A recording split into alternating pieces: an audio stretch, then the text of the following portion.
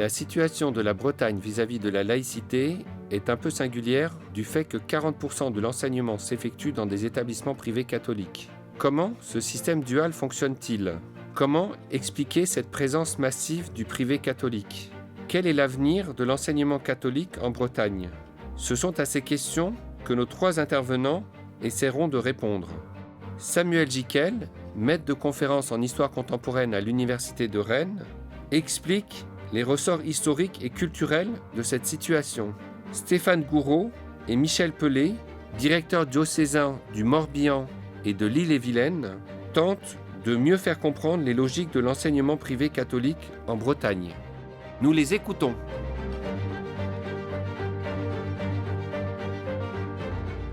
L'enseignement catholique est très présent en Bretagne, aussi bien sur le niveau primaire que sur le niveau secondaire. De toutes les académies en France, c'est dans l'Académie de Rennes qu'on a le plus fort taux d'élèves scolarisés dans l'enseignement catholique, à peu près 40% à l'échelle du premier degré et du second degré confondus. Alors il y a quelques petites variations en Bretagne. L'enseignement catholique est particulièrement bien implanté dans l'est du Morbihan, dans l'est de l'Ille-et-Vilaine, dans le nord du Finistère, dans une région qu'on appelle le Léon aussi. Dans certains de ces territoires, on arrive à peu près à la parité. La cellule de base de l'enseignement catholique, c'est l'établissement. Et le chef d'établissement est celui qui porte le projet de l'établissement et c'est lui qui porte aussi le contrat d'association avec l'État. Donc les établissements forment un réseau de l'enseignement catholique dans un diocèse, dans un département. Et donc ce réseau se retrouve organisé et animé par le directeur diocésain de l'enseignement catholique qui a une responsabilité sur l'ensemble des établissements.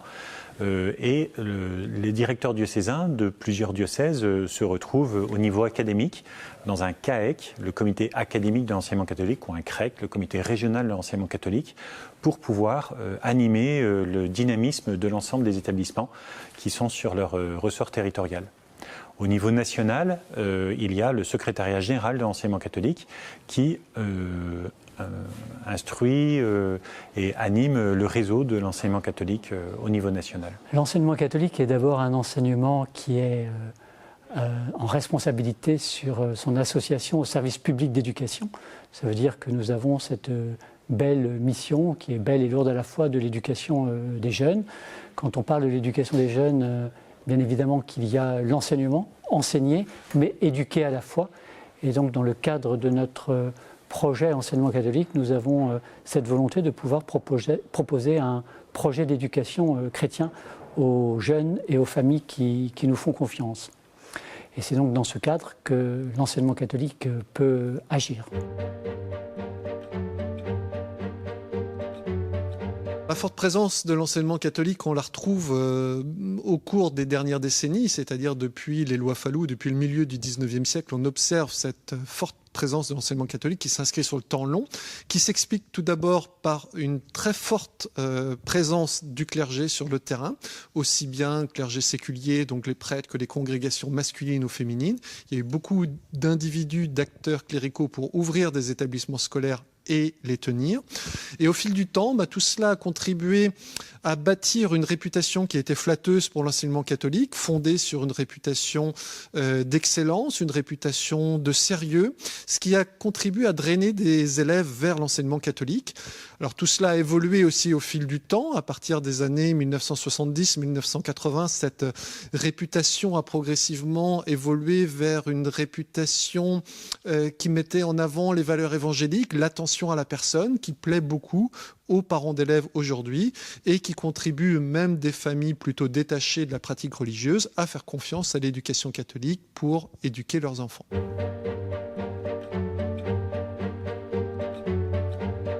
Tout d'abord, on va pouvoir indiquer que l'enseignement catholique entre dans une démarche prospective, c'est-à-dire qu'il regarde ce qu'il est aujourd'hui, mais il regarde surtout ce qu'il veut et ce qu'il peut devenir demain. Et dans le cadre de cette démarche prospective, on va bien évidemment aborder la structuration de notre réseau et notamment le maillage pour qu'il soit adapté à l'évolution des populations. Mais la démarche prospective est aussi liée à l'offre pédagogique et éducative. La démarche prospective, elle se veut globale et pas uniquement sur la structuration de notre réseau, mais sur l'échelle pédagogique, éducative, pastorale. C'est un tout.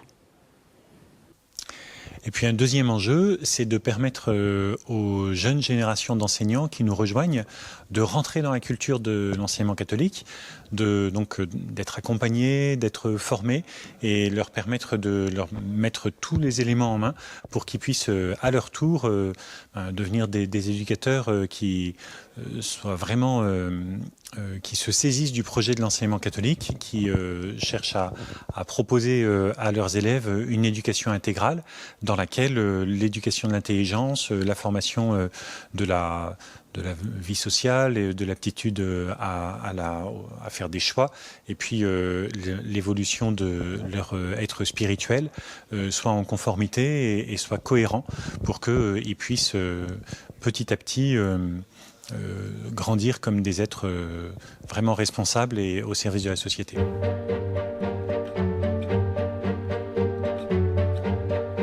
La place de la religion est bien sûr fondamentale puisqu'on est là au cœur donc, de ce que souhaite promouvoir l'enseignement catholique. Elle était évidemment centrale dans les premières décennies de l'enseignement catholique, donc de la loi Fallou jusqu'au milieu du XXe siècle. J'ai envie de dire qu'elle est partout, aussi bien dans les cours que dans la vie de l'établissement hors des cours.